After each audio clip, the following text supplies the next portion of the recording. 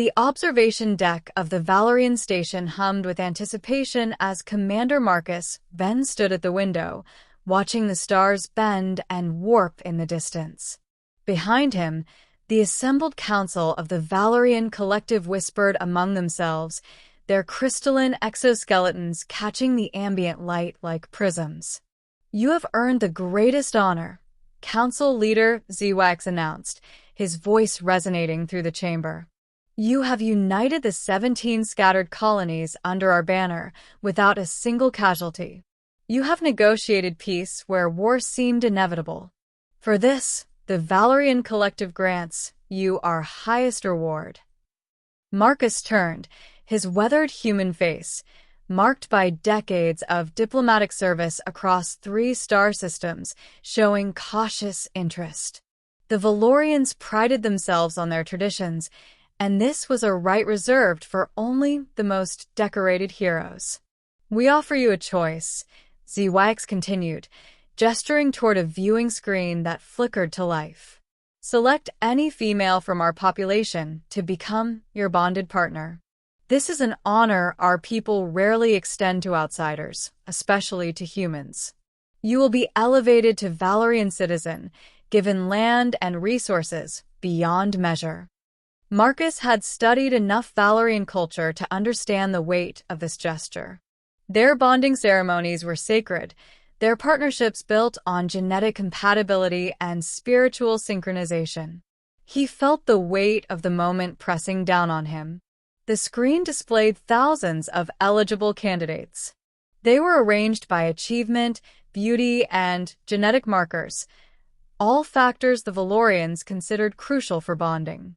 The most prominent candidates were stunning: warriors with perfect musculature, scientists with brilliant minds etched into their profiles, artists whose portfolios demonstrated genius.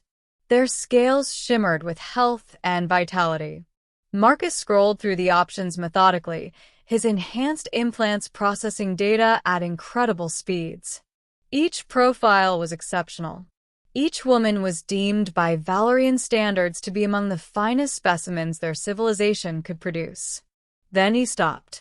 Near the end of the list, almost hidden by the algorithm's assessment criteria, was a profile that caught his attention. Her name was Keshella, but unlike the others, her file was marked with unusual notations. Her scales bore what the Valerians classified as aesthetic irregularities, discoloration patterns that deviated from the ideal. Her musculature wasn't optimized to their standards. Her genetic markers showed no rare talents or exceptional abilities. The Valerian Council fell silent as Marcus studied her file for a long moment. He could feel their confusion radiating through the chamber like heat off a solar flare. "I choose Keshella," Marcus announced. "Commander," ZWAX began carefully, "perhaps you did not understand the nature of the choice. You may select." "I understood perfectly," Marcus interrupted, his gaze still fixed on the screen. Something in Keshella's profile photograph intrigued him. Her eyes held an intelligence that transcended the standard metrics. "Very well," ZWAX said, though his tone suggested Marcus had made some catastrophic error. The bonding chamber was a vast amphitheater carved from living crystal, pulsing with bioluminescent light. Thousands of Valerians filled the galleries, their whispers creating an ambient susurrus of confusion and speculation. The most decorated human in history had chosen Keshella, the defective, female, no respectable Valerian had ever considered bonding with. Marcus stood at the platform's center as Keshella emerged from the ceremonial gateway. She moved with grace, though her gait was slightly uneven, another deviation noted in her file. Her scales were a mottled blue-gray rather than the brilliant azure of her peers. But as she approached, Marcus saw what the standardized profiles had missed entirely. Her eyes held depth and wisdom. Her expression conveyed understanding. They were bound by the ancient ritual, their hands joined as ancestral ceremonies washed over them in holographic brilliance. The Valerian crowd remained uncertain, but they respected the tradition too much to openly object. That evening, in the residential chambers granted to Marcus by his new status, Keshella finally spoke at length.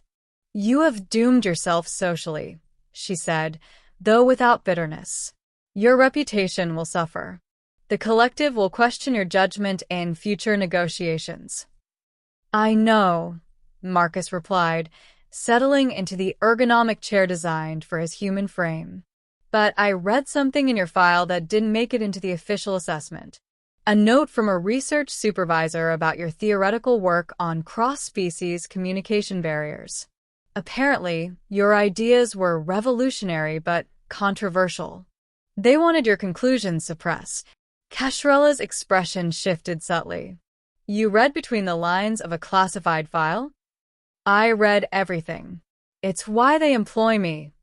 Marcus gestured to a viewport showing the Valerian homeworld below. "Your research suggested that beauty and ability, as the collective defines them, are arbitrarily narrow measures of value. That diversity of appearance and approach actually strengthens society. They buried it because it threatened their social hierarchy." "They are not malevolent," Keshella said quietly. "Simply limited in perspective." "Which is why you needed to be outside their system," Marcus said. "And why I needed someone who could think independently." Over the following months, Marcus and Keshella became an unlikely partnership that transformed human Valerian relations. Her unconventional thinking complemented his diplomatic pragmatism. Together, they restructured the trade agreements, proposed new research initiatives, and most importantly, began fostering real cultural exchange rather than mere political alliance. Then one day, a young Valerian entered their chambers unannounced. She was visibly young, perhaps 15 by human standards, and her scales carried the same mottled patterns as Keshella's. "Mother," the girl said in Valerian, then switched to human English with surprising fluency. "The school's genetic counselor told me I should expect limited bonding prospects. That my deviations make me unmarketable. I wanted to understand why you accepted your position with honor when they treated you the same way." The revelation hung in the air. Marcus turned to Keshella, who met his gaze calmly. "I have a daughter," Keshella confirmed. "I was never permitted to register her as a candidate for bonding because of her genetic markers. The collective believed it would weaken the gene pool to allow her participation. She was to be archived, as they say. Kept but never elevated." Marcus understood then, with complete clarity, why she had been classified as defective. Her very existence challenged Valerian orthodoxy. In their rigid system, the capacity to produce offspring with variations was seen as a liability. "What is your name?" Marcus asked the girl gently. "Keshella Prime," she replied, a hint of humor in her eyes that clearly came from her mother. "Because everything else about us is considered secondary." Marcus smiled. He extended his hand to both of them, and when they clasped it, he felt the weight of the decision he'd made at the observation deck telescope finally settle into its true significance. "Not secondary," he said. "Essential." The collective's mistake was believing that one measure of worth exhausts all worth. "I chose your mother not despite her differences, but because of them. Because strength comes in forms that rigid systems cannot calculate." The news of Keshella Prime's existence rippled through Valerian society like shockwaves. Within a year, the genetic archiving system was dismantled. Within 2 years, their daughter was enrolled in the premier research institute, her innovative work in quantum mechanics already garnering attention. The collective had intended to reward Marcus by allowing him to choose from what they considered their finest specimens. Instead, he had chosen a woman they deemed unworthy, and in doing so, had revealed something profound, that worth cannot be reduced to appearance or conventional ability. The Valerians, in their crystalline towers and their ancient traditions, finally began to understand. Sometimes the greatest strength lies in what everyone else has overlooked. And sometimes the most beautiful choice is the one no one else could see.